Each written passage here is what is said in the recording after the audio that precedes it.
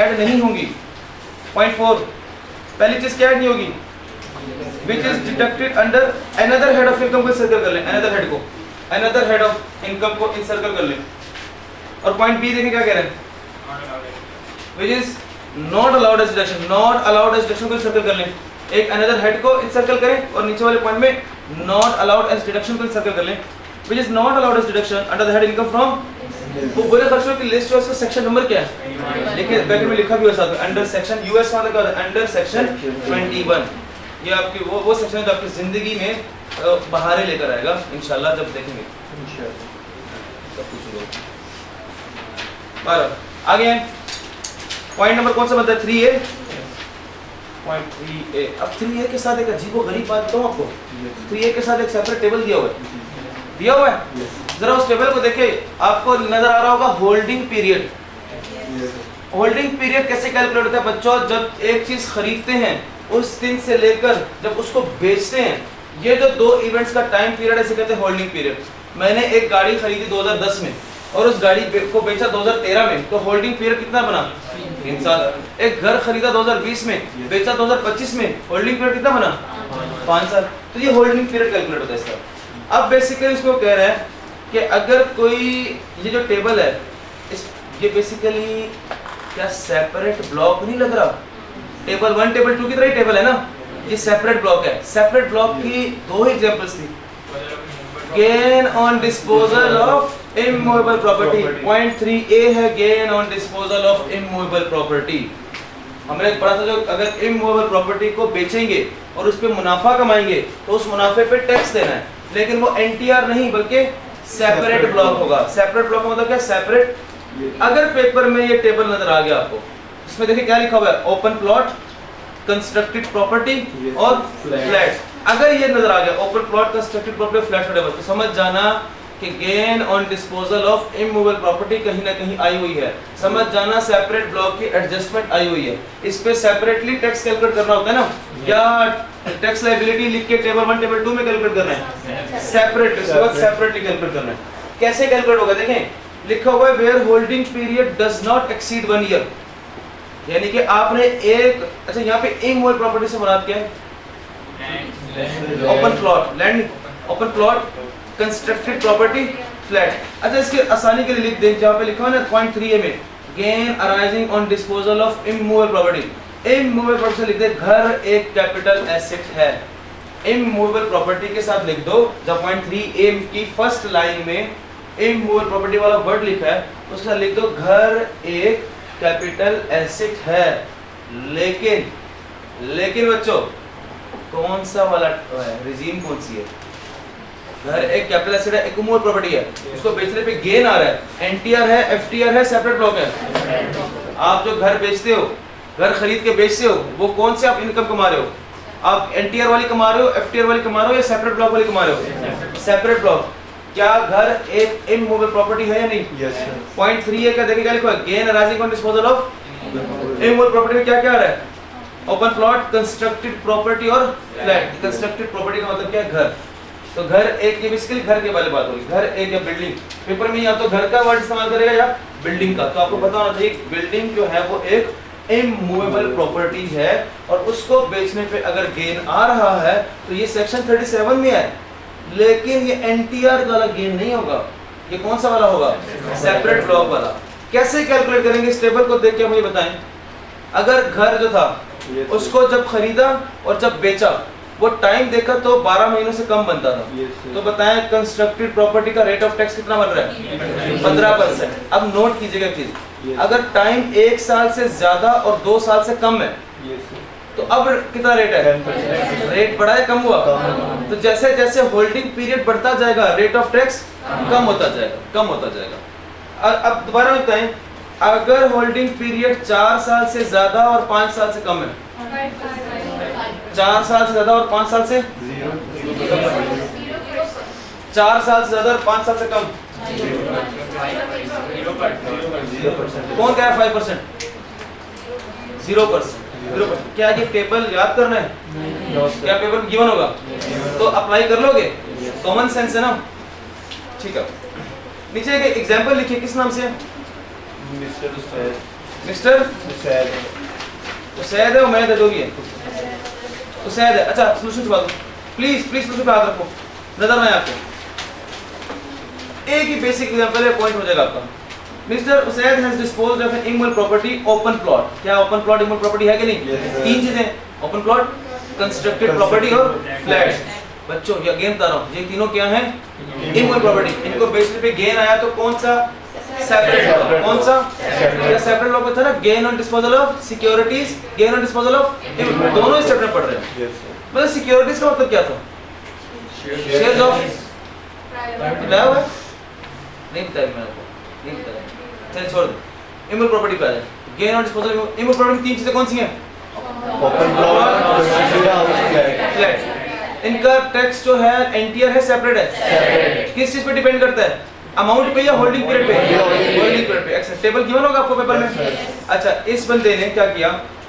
Dispose of an immovable property, sorry has disposed of an immovable property after holding it for 2.5 years. कितने साल? 2 से ज्यादा, 3 से कम।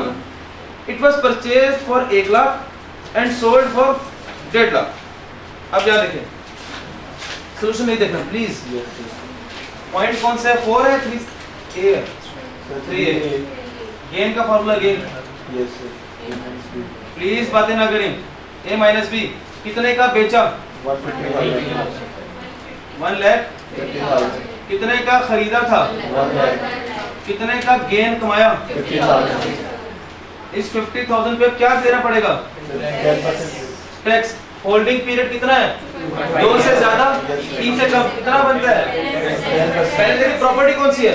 Open plot के column में देखिए,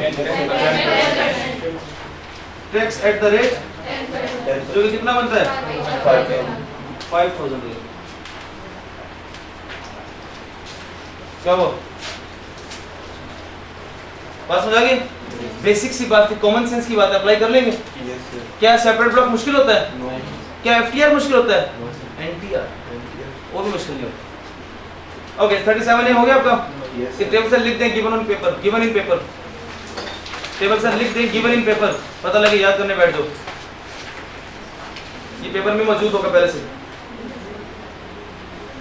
अच्छा क्या अगर ये टेबल पेपर में ना हो तो हम बेगम हो जाए बिल्कुल के सेपरेट ब्लॉक है ही नहीं?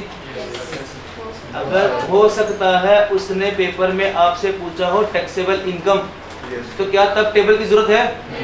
तो अगर टैक्सेबल इनकम पूछा तो क्या उसमें सेपरेट ब्लॉक आ नहीं सकती? सेपरेट ब्लॉक आएगी कि नहीं आएगी? आएगी सर, लेकिन लायबिलिटी तो नहीं निकालेंगे। तो अगर टेबल नहीं गिवन, आप ये कहेंगे कि इसका मतलब सेपरेट ब्लॉक आई ही नहीं है? नहीं। क्या स्टिल आ सकती है सेपरेट ब्लॉक? नहीं आ सकती। किस केस में? अगर आपसे क्या पूछेगा? इनकम पूछेगा, लायबिलिटी नहीं पूछेगा। ये बात समझाइए। तो जरूरी नहीं है, जरा ध्यान से एक्टिव रह के पेपर में पढ़िएगा। ऐसा कभी हुआ नहीं वैसे। अच्छा सेक्शन 37 हमारा हो गया। अब वन पिक को 37 में हमारे नंबर ऑफ पॉइंट्स कितने थे? टोटल नंबर ऑफ पॉइंट्स 1 2 3 4 5 थे। 5 थे। अब देखें नंबर 1 पॉइंट क्या था? डेफिनेशन। नंबर 2 क्या था? नंबर 2 और नंबर 3 यानी सीक्वेंस चल रहा हूँ। नंबर 1 डेफिनेशन, 2 3 क्या था? गेन के हवाले से, गेन इनकम में ऐड करना और गेन को कैलकुलेट कैसे करना है। 4 क्या था? कॉस्ट के हवाले से। और 5 क्या है? Separate block, gain on disposal of immovable property. 5 चीजें हमने पढ़ी थी इसमें सेक्शन 30। दोबारा सुनो, 5 चीजें क्या थी? एक चीज क्या पढ़ी? डेफिनेशन। फिर 2 बातें किसके बारे में थी? चौथी बात और आखिरी बात separate block, gain on disposal of immovable property, gain on disposal of. ये ऐसे ही याद करेंगे इंशाल्लाह। आपको मसला का पेपर में मोस्टली बच्चों को कैपिटल गेन में मसला ये आता है कि वो कंफ्यूज करते हैं कि ये सेपरेट ब्लॉक है या ये एनटीआर है, ये गेन की बात हो रही है या लॉस की बात हो रही है, ये किस चीज़ की बात हो रही है। तो हम हर सेक्शन का नंबर याद रखेंगे और उसमें कितनी बातें थी वो बातें याद रखेंगे, तो इंशाल्लाह मसला नहीं होगा सिर्फ इस चैप्टर के लिए, आपकी भलाई के लिए। नेक्स्ट कौन सा बन रहा है? Section number 38। अच्छा ये दिखाएंगे, देख लो सेक्शन 38 में बच्चों। अच्छा इससे पहले देखिएगा ये जो एग्जेम्पशन ऑन कैपिटल गेन है,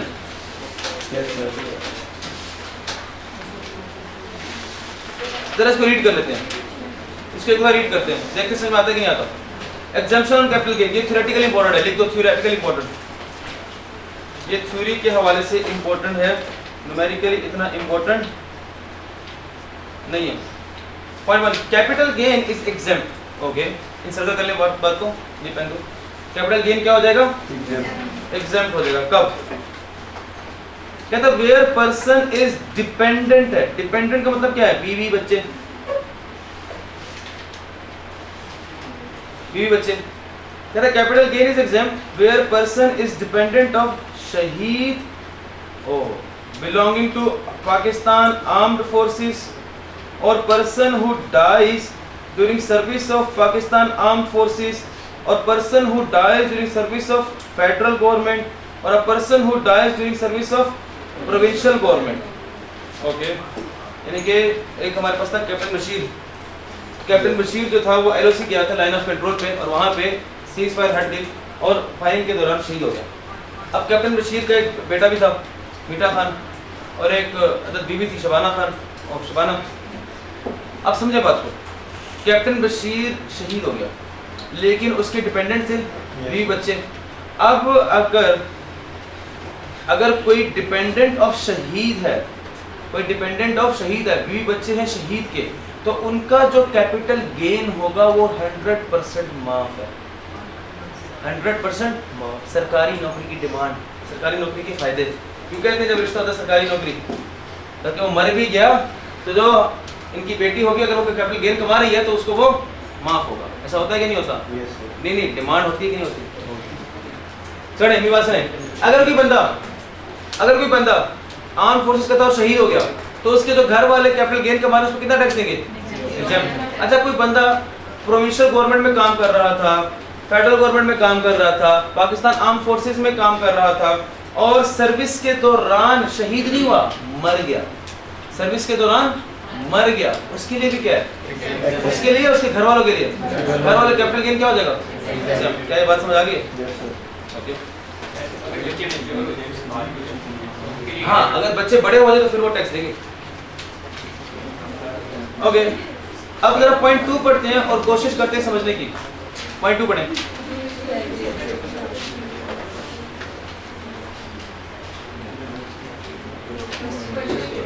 सरकारी नौकरी डिस्कस कर,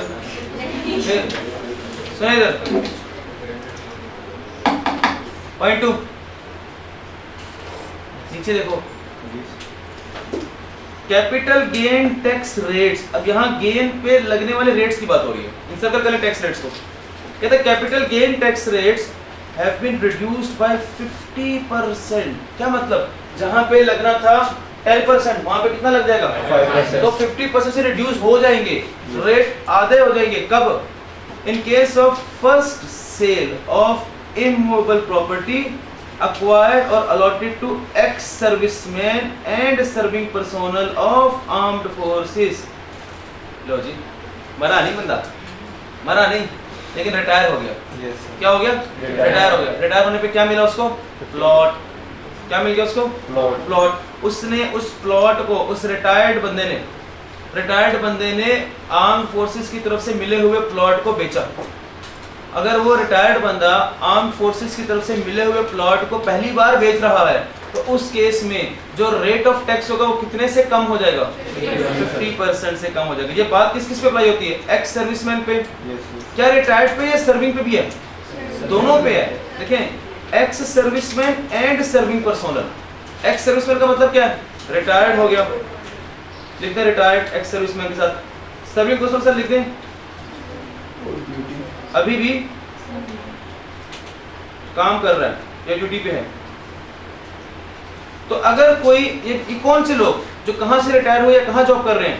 आर्म्ड फोर्सेस या फिर एम्प्लॉइज या फिर सॉरी आर्म्ड फोर्सेस या फिर फेडरल गवर्नमेंट या फिर प्रोविंशियल गवर्नमेंट।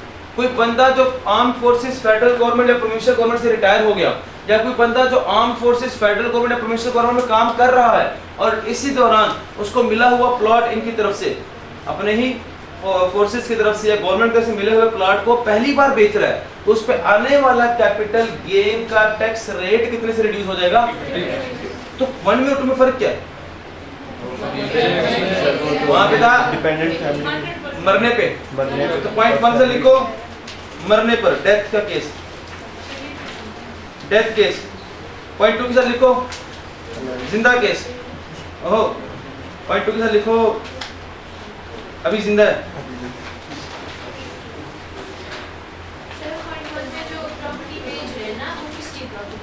वो प्रॉपर्टी उसी जो शहीद हुआ है ना, उसके कौन शहादत पीएस सर्विस में भी मिलते हैं ना, आपको पता है प्रॉपर्टीज प्लॉट वगैरह मिलते हैं, वो उसकी बात हो रही है।